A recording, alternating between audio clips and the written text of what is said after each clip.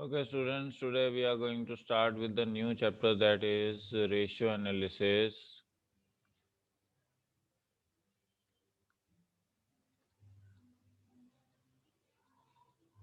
Okay, there are four different types of ratios. One is liquidity ratios, which consist of short term liquidity ratios. Okay, and long term liquidity ratios. These long term are also known as solvency ratio. Okay, then is profitability ratios,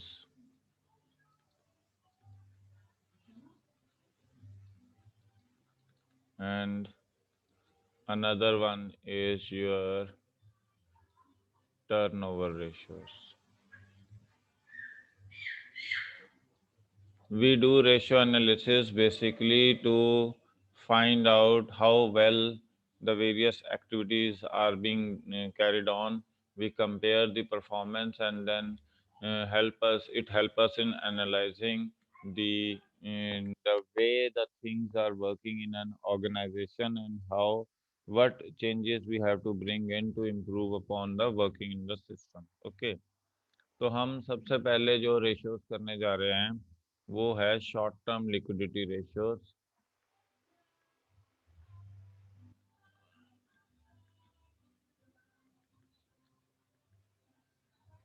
अब इसमें हम आपके पास वैसे तो तीन ratios होती हैं, मगर आपके सिलेबस में दो ही दी हुई हैं। एक है करंट रेशियो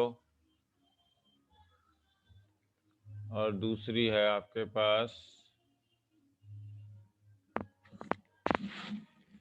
म्यूजिक थोड़ा धीरे कर, दूसरा है आपके पास क्विक रेशियो। ओके, और इसे कहते हैं acid test ratio,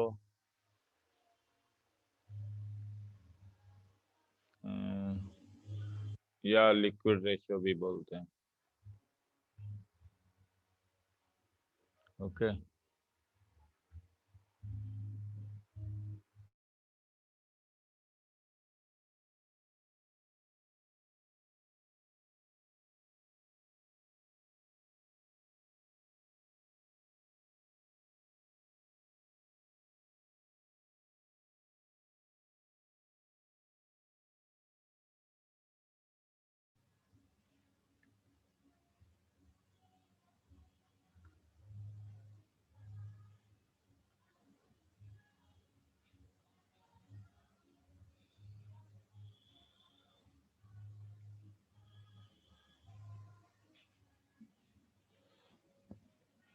okay, so first one is current ratio.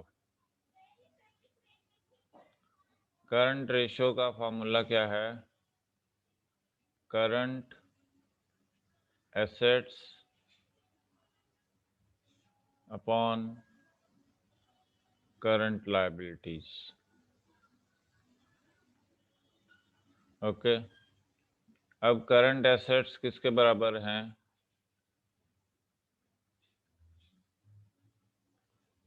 Cash, bank, short term investment,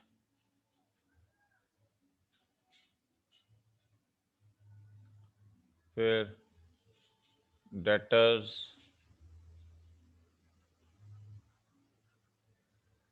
B R, accrued income, prepaid expenses.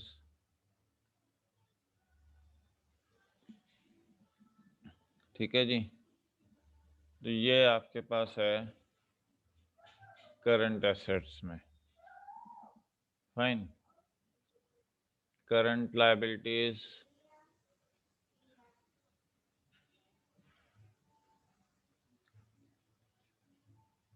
Creditors, BP,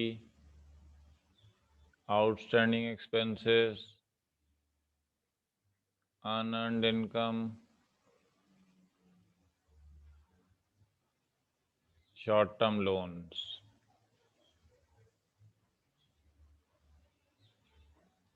okay, इसकी आइडल रेशियो है 2:1, मतलब आपके पास ट्वाइस आप करंट एसेट्स रखोगे, okay, as compare to liabilities to pay off those liabilities. Okay जी, और ये वो सारे हैं जो within 12 months. Current assets या करंट लाइबिलिटीज कौन से होते हैं? वो एसेट्स और लाइबिलिटीज जो विद इन 12 मंथ्स फुलफिल होते हैं। अब हम चलते हैं प्रैक्टिकल अंडरस्टैंड करते हैं। देखो जी, सेकंड इलस्ट्रेशन दी हुई है आपके पास। क्या कह रहे हैं कि हमें current asset, current ratio and quick ratio ढूंढनी है। तो CR is equal to CA upon CL। अब जो हमारे पास दिया हुआ है वो क्या दिया हुआ है? ट्रेड इन्वेस्टमेंट्स, मार्केटेबल सिक्योरिटीज, ये आपके पास है। तो मार्केटेबल सिक्योरिटीज हम खरीदेंगे, ट्रेड इन्वेस्टमेंट्स नहीं लेंगे। ओके,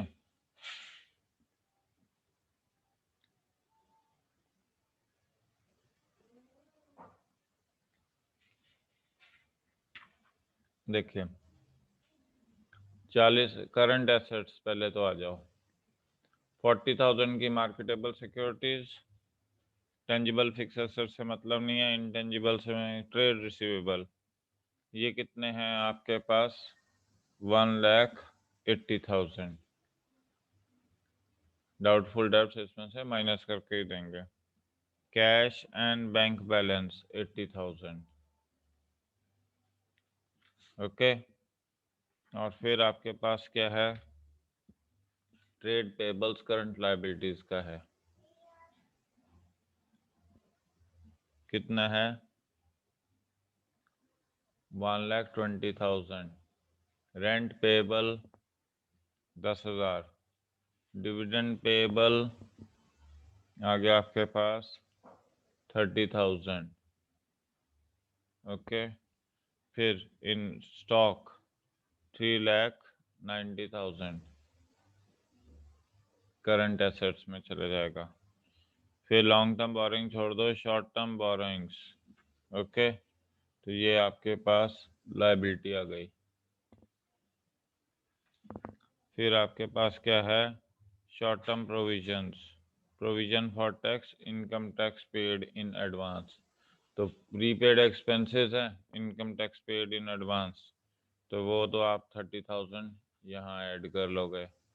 और प्रोविजन फॉर टैक्स है आपके पास, तो प्रोविजन फॉर टैक्स कितना है? 55,000। तो ये आपके पास दिया है 40 और 1 80, 220, 3,00,000, 6,90,000 और 7,20,000। ओके, ये 130, 160, 160 और 80, 240। ठीक है, तो करंट रेशियो कितना आ गया? 7,20,000 डिवाइड बाय 2,40,000, दैट इज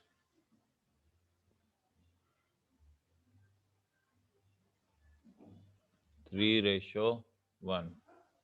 अब ये कह रहे हैं, ये हमारे पास आपके, अब ये तो था हमारे पास करंट एसेट्स का फॉर्मूला और करंट लायबिलिटी। अब आपके पास एक और है liquid ratio. Liquid ratio is equal to liquid asset upon current liability. Okay, अब लिक्विड एसेट किसके बराबर है? Current asset minus stock minus prepaid. ठीक है जी, तो करंट एसेट कितना था आपके पास? 7,20,000।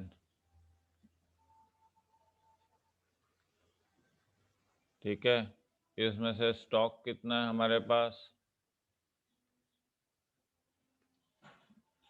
स्टॉक था हमारे पास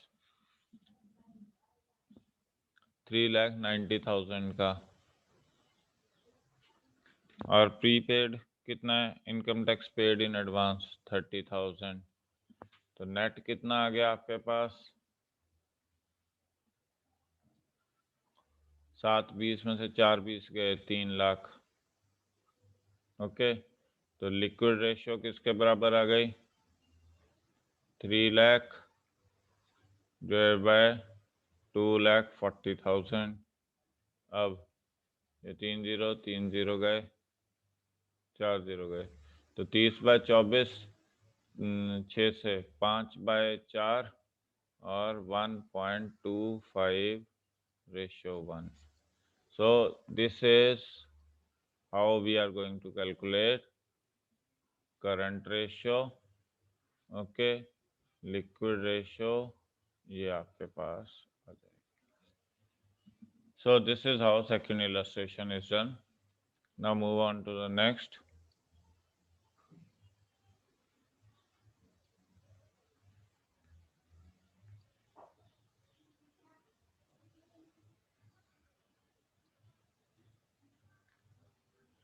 अब चलते हैं नेक्स्ट इलस्ट्रेशन नंबर 3 पर।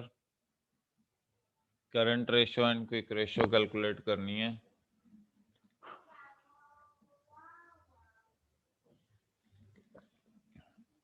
देखो, आपके पास करंट रेशियो किसके बराबर होती है?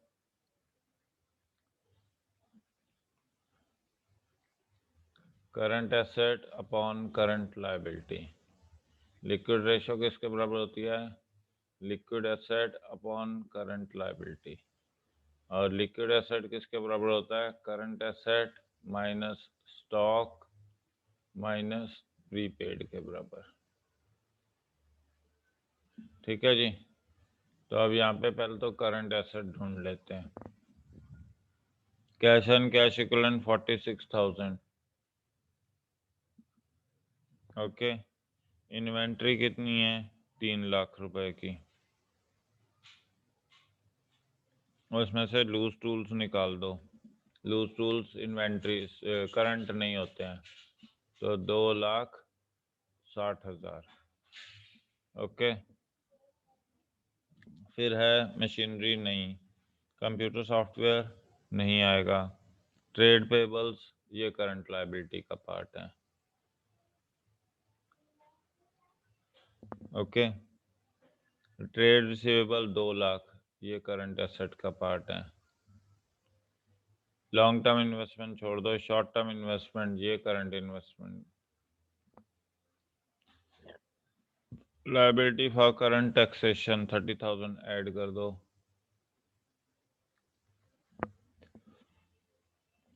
लायबिलिटी फॉर फ्यूचर टैक्सेशन ये आउटस्टैंडिंग हो गई। ठीक है, एक आउटस्टैंडिंग हो गई। अब आ जाओ, आपके पास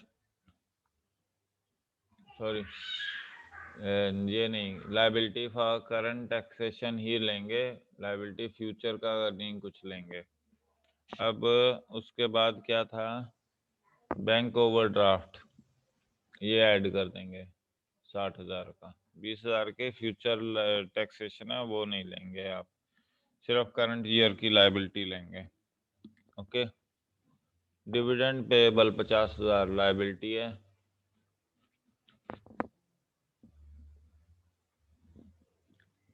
आउटस्टैंडिंग एक्सपेंसेस 10,000, और प्रीपेड इधर कितना है? 20,000। ये कितना आ गया? 460, 530, 576। 2 लाख, 260, 320। करंट रेशियो कितना आ गया?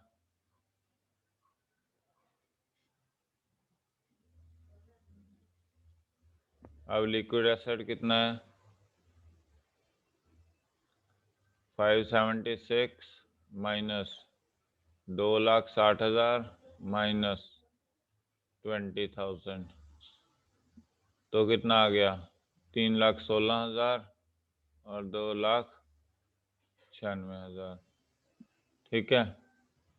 अब LR किसके बराबर आ गया? 296 डिवाइडेड बाय 3,20,000। तो ये आ गया आपके पास। Okay, this turns out to 180, और ये आपके पास आ गया।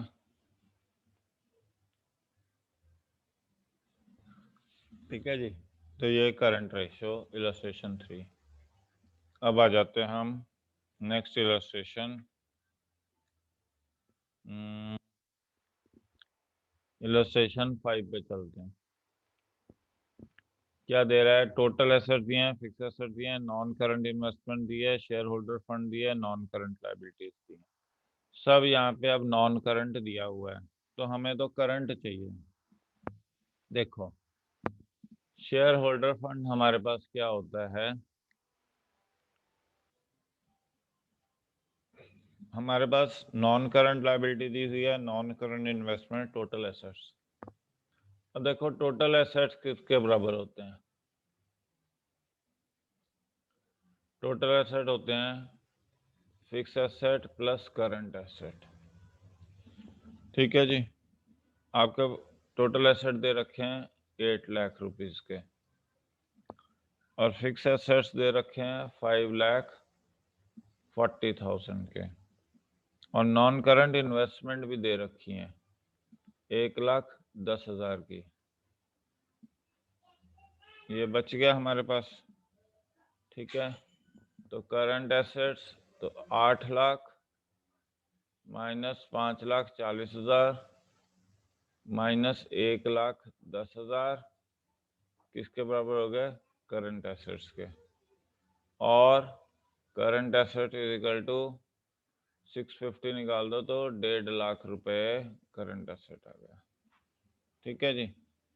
अब आ जाओ आपके पास shareholder fund. Shareholder funds हमने कैश फ्लो में ही देखा था, क्या होता था? Shareholder fund equity plus share capital plus reserves. Okay, या टोटल एसेट्स माइनस टोटल डेब्ट कर दो। Okay, total assets minus total डेब्ट। माइनस टोटल डेब्ट का मतलब शेयर होल्डर्स फंड को माइनस कर दो, सॉरी, टोटल डेब्ट को कर दो यहाँ से माइनस टोटल डेब्ट। अब टोटल डेब्ट इधर आ जाता है। ठीक है जी। Is equal to total assets minus shareholder fund. ये आपके पास आ गया। ये इंपॉर्टेंट फॉर्मूला है शेयर होल्डर फंड का, ये याद रखना। Shareholder fund is equal to total asset minus total डेब्ट। ओके, अब आगे चलते हैं। टोटल डेब्ट किसके बराबर होता है? Current liability plus long term liability. और इधर टोटल एसेट कितना था? 8 लाख, और शेयर होल्डर फंड दिया हुआ है 6 लाख।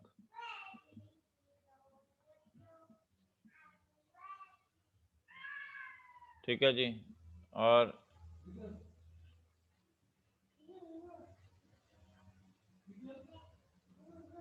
ठीक है जी। तो करंट लायबिलिटी कितना आ गया? 2 लाख माइनस 80,000। 1,20,000। अब करंट रेशियो किसके बराबर आ गई? 1,50,000 डिवाइड बाय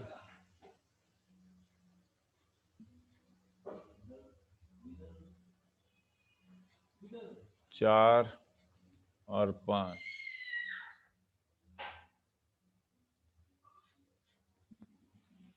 देखो जी,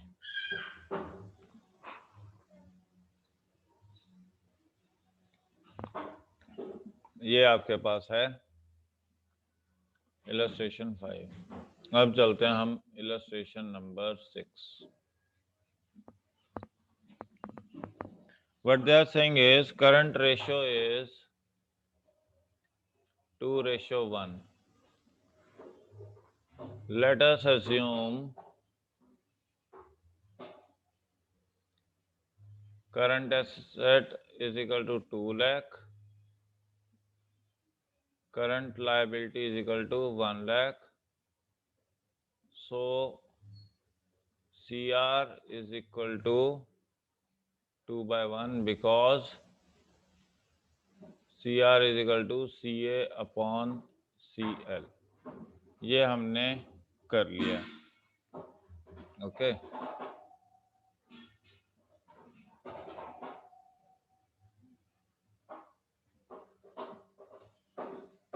ये आपके पास दे रखा है।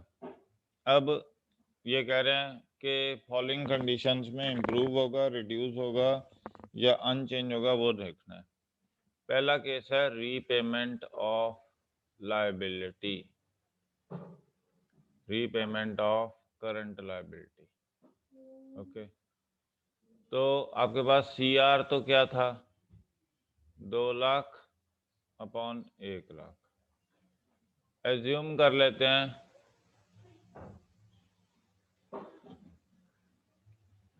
we paid 20,000 of liability in cash। तो यहाँ से एसेट में से भी 20,000 गया और इसमें से भी 20,000 गया, तो कितना बच गया? 1,80,000 अपॉन 80,000, तो कितना आ गया? 18/8। तो 2 से 4, 2 से 9 और ये आ गया 2.25:1। तो पहले कितनी थी? 2:1। ये आ गया 2.25। तो ये क्या है? इम्प्रूव हो गया। अब आ जाते हैं सेकंड पे। Purchase of goods on credit. Purchase of goods मतलब स्टॉक, गुड्स को हम ब्रैकेट में लिख लेते हैं, स्टॉक ऑन क्रेडिट। तो CR पहले कितना था? 2 लाख और 1 लाख। मान लो हमने 20,000 के गुड्स खरीद लिए, 20,000 यहाँ प्लस हो गए, क्रेडिट पे थे तो 20,000 यहाँ प्लस हो गए। ठीक है, तो ये बन गया 2,20,000 डिवाइड बाय 1,20,000। अब इससे करो तो 2,40,000 होना चाहिए, तभी 2:1 आता है। तो ये क्या आ गया आपके पास? रिड्यूस हो गया। डिवाइड करके आप देख सकते हो 2:1 से कम वैल्यू चले गई है। अब आ जाओ third case, sale of office equipment.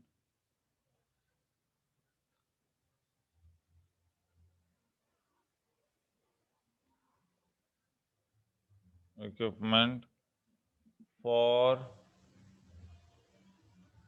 4,000। Book value कितनी थी?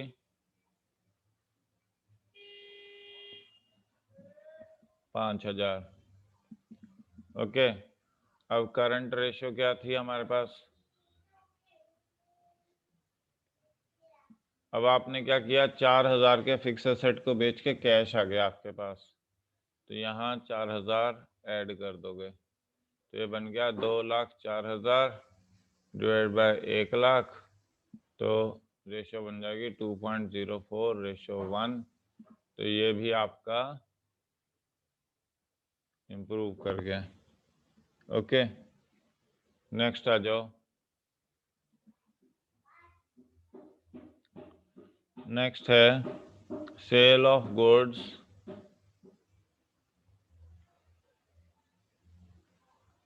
फॉर ₹11,000। कॉस्ट कितनी है? 10,000। ठीक है, तो आपके पास करंट रेशियो क्या है? 2,00,000 अपॉन 1,00,000। अब आपने गुड्स बेच दिए, कितने के? 10,000 के स्टॉक को आपने कितने में बेच दिया? 11,000 में। ओके, तो कितना बन गया? 2,00,000 1,000 डिवाइड बाय 1,00,000, तो आ गया 2.01:1। तो ये भी आपका इम्प्रूव हो गया। ओके, अब आप आगे चलते हैं।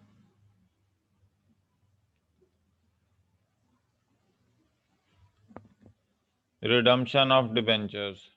डिबेंचर लॉन्ग टर्म होते हैं। ओके जी, उनका शॉर्ट टर्म से कोई लेना देना नहीं है। अब मगर उसमें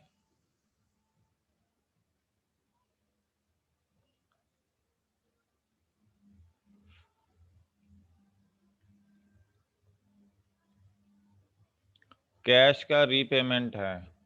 ओके, अब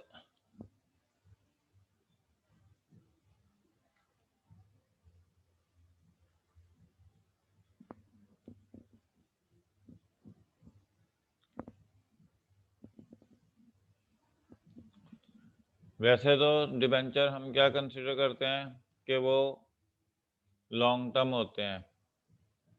ओके, बट अगर किसी पर्टिकुलर ईयर में वो जा रहे हैं तो उसे हम शॉर्ट टर्म कंसिडर कर सकते हैं। ओके, कि एक पर्टिकुलर ईयर में से रिडीम हो रहे हैं। तो यहाँ से अभी वो क्या कह रहे हैं, मान लो कि 50,000 के डिबेंचर रिडीम हो गए, तो कैश भी गया आपकी जेब से और लाइबिलिटी भी कम हो गई। तो आपके पास क्या बन गया? 1,50,000 डिवाइड बाय 50,000। तो ये थी रेशो 1। तो इससे भी आपका क्या हो गया? इम्प्रूव हो गया। ओके, तो ये आपके पास सिचुएशन है। ओके जी, तो आप नेक्स्ट इलस्ट्रेशन नंबर 7 एंड 8, 8, 9, 10 तक आप कर सकते हो। इसके बाद अब हम चलते हैं इलस्ट्रेशन नंबर 11 पे। Okay, 7, 8, 9, 10 are related to 6th, so you can do that. अब हम इलस्ट्रेशन नंबर 11 पे चलते हैं। करंट रेशियो कैलकुलेट करनी है। वर्किंग कैपिटल दे रखी है आपके पास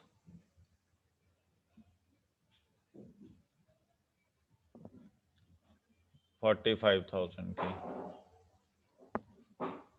टोटल डेप्ट दे रखा है आपके पास 1,00,000 का। लॉन्ग टर्म डेप्ट दे रखा है 70,000 का। ओके, वर्किंग कैपिटल किसके बराबर होती है? Current asset minus current liability, 45,000।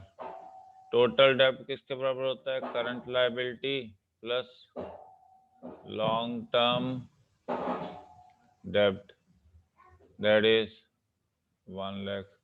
तो करंट लायबिलिटी कितनी आ गई? 1,00,000 माइनस 70,000, 30,000 की तो करंट लायबिलिटी आ गई। और करंट एसेट कितना आ गया?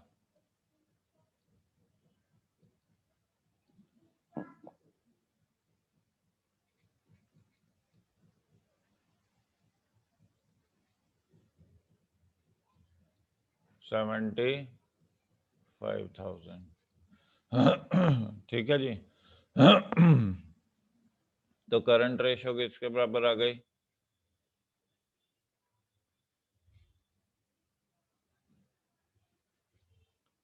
तो ये आ गया 2.5:1, ये आ गई आपके पास। ओके जी, अब इलस्ट्रेशन 12 पे चलते हैं। वर्किंग कैपिटल दे रखी है 6 लाख रुपए की। ट्रेड पेबल्स दे रखे हैं 1,80,000 के। अदर करंट लाइबिलिटीज 20,000 की। ठीक है, तो C A minus C L is equal to 6 lakh है, और C A minus 2 lakh is equal to 6 lakh. तो ये टोटल क्या है? करंट लाइबिलिटीज के बराबर है। ओके, तो C A is equal to 6 lakh plus 2 lakh 8 lakh. तो करंट रेशियो किसके बराबर है?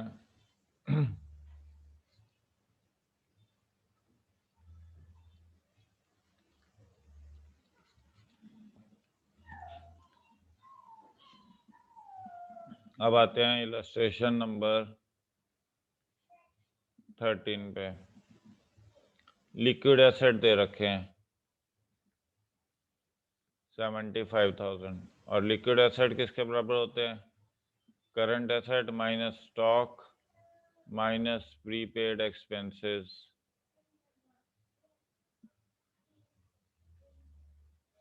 ठीक है जी, स्टॉक दे रखा है विच इंक्लूड्स लूज टूल, तो लूज टूल निकाल के स्टॉक आपके पास है 15,000 का, और प्रीपेड एक्सपेंसेस दे रखी हैं 10,000 की। तो करंट एसेट किसके बराबर हो गया?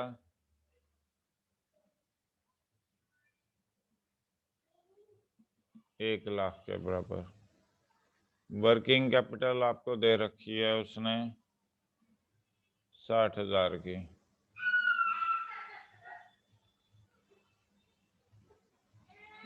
ओके, तो 1 लाख माइनस 60,000 और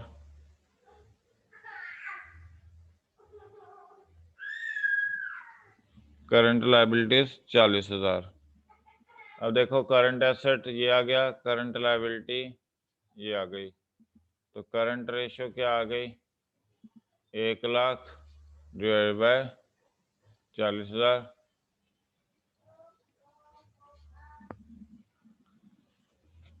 ओके, और लिक्विड रेशियो किसके बराबर आ गई? L A upon C L. L A कितना था? 75,000 40, तो ये कितना आ गया? 75, 4 से डिवाइड कर दो, 4 एकम 4, 18 से 72 होते हैं, तो ये आ गया 1.875 रेशियो 1। ओके, तो अब आप इलस्ट्रेशन 14 कर सकते हो, इलस्ट्रेशन 15 पे चलते हैं।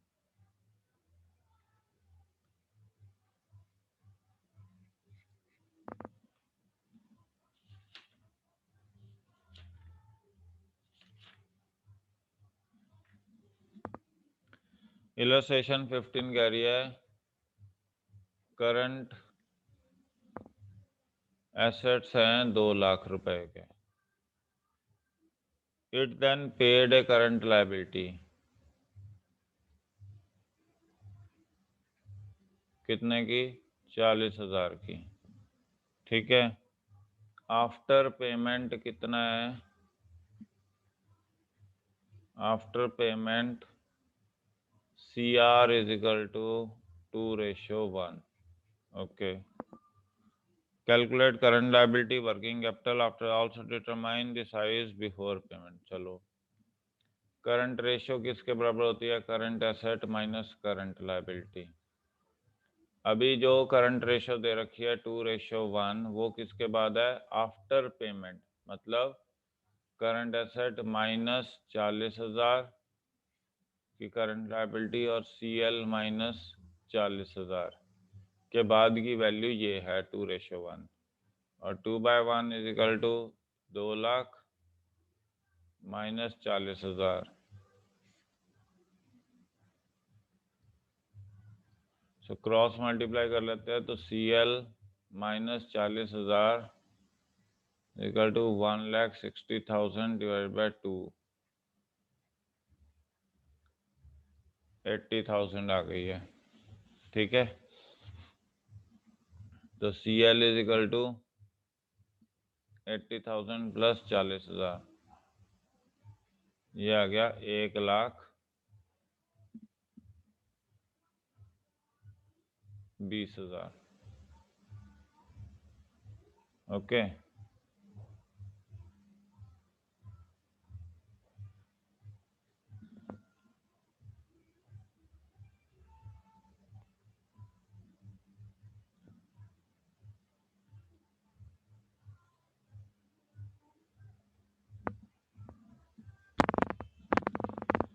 वर्किंग कैपिटल क्या आई आपके पास?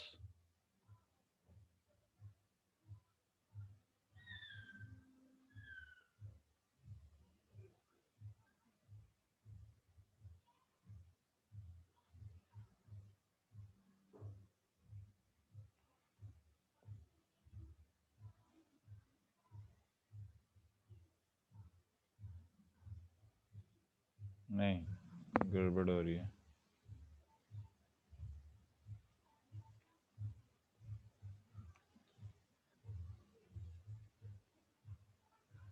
यहाँ पे सॉरी, ये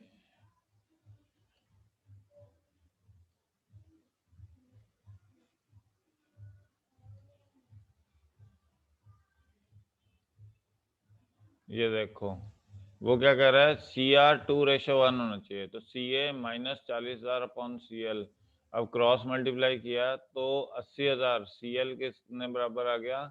80,000 के बराबर आ गया। अब अगर हम ये रखें CA upon CL is equal to 2:1 रखें, तो CA इजिकल टू 2CL, तो यहाँ पे CL कितना है? 80,000 का, तो कितना आ जाएगा? 1,60,000 का। तो ये है, हमने मिस्टेक कर दी थी। ओके, ये 2:1 होना चाहिए। अभी आप देखो वर्किंग कैपिटल क्या होती है? CA माइनस CL, तो कितना है? 1,60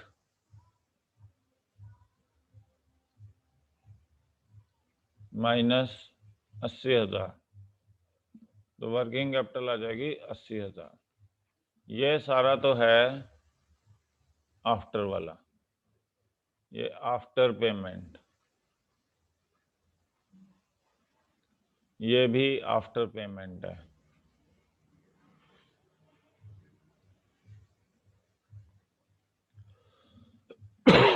ये 2 लाख बिफोर पेमेंट है। अब आ जाओ बिफोर पेमेंट वाला।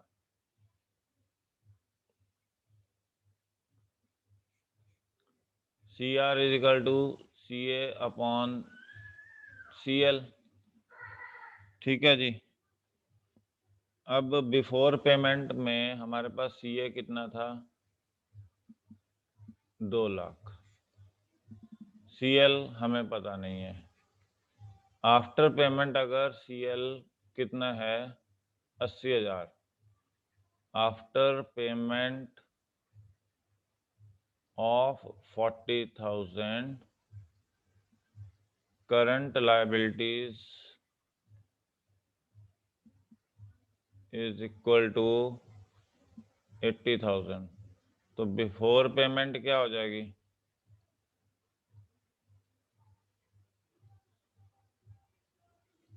80,000 प्लस 40,000, मतलब 1,20,000 हो जाएगी।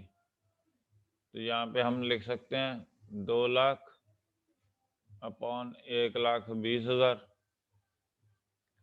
तो ये आ गया 20/12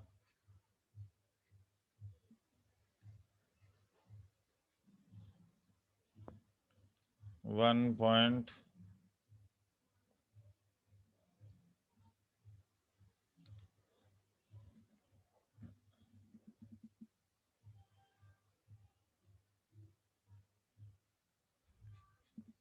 और वर्किंग कैपिटल कितनी आ जाएगी?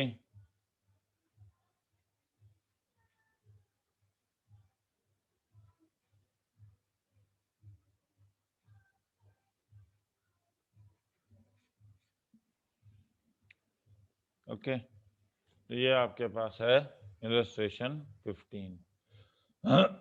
अब चलते हैं इलस्ट्रेशन नंबर 16 पे।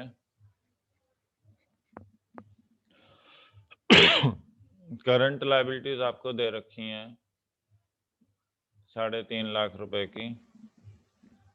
करंट रेशो दे रखी है 3:1। लिक्विड रेशो दे रखी है 1.75:1। करंट एसेट, लिक्विड एसेट और स्टॉक ढूंढना है। ठीक है जी, तो देखो CR = 3/1 CA/CL और CA = 3CL 3.5 लाख यानी 10.5 लाख। LR = 1.75:1 और LA =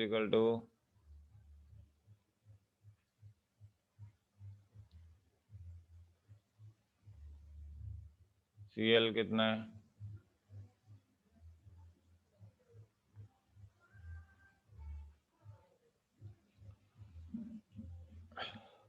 कितना आ गया? 3.5 और 3/4 3.5 का और ऐड कर दो, 6,12,500। अब LA = स्टॉक नहीं, CA minus stock minus prepaid. अब प्रीपेड तो पूछा नहीं, स्टॉक पूछा है। LA कितना है? 6,12,500। CA कितना है?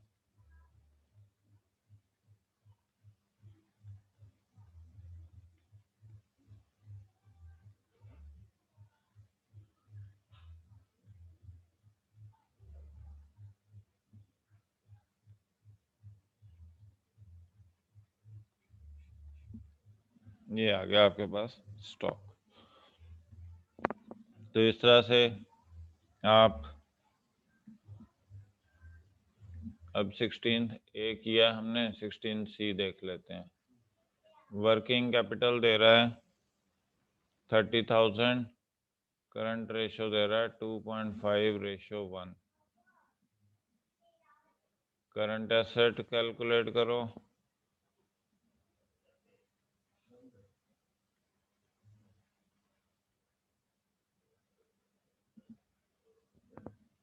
ओके, स्टॉक कह रहा है वो कितना है? 26,000। अब देखो CR = 2.5/1 that is CA/CL और CA = 2.5 CL। वर्किंग कैपिटल किसके बराबर होता है? CA - CL और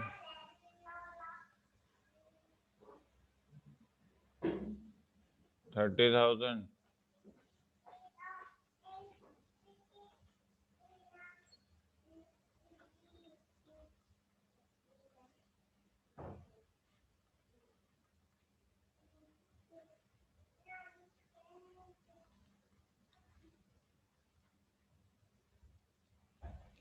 ओके, CL आ गया 20,000 आपके पास।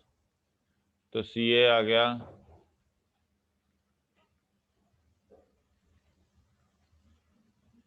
कितना आ गया 40 और 50,000।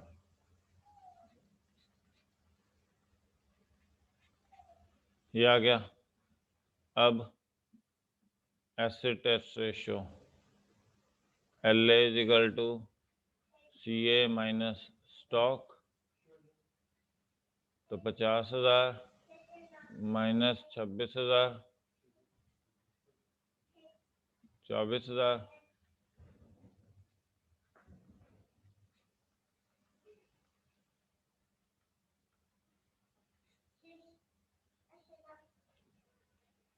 CL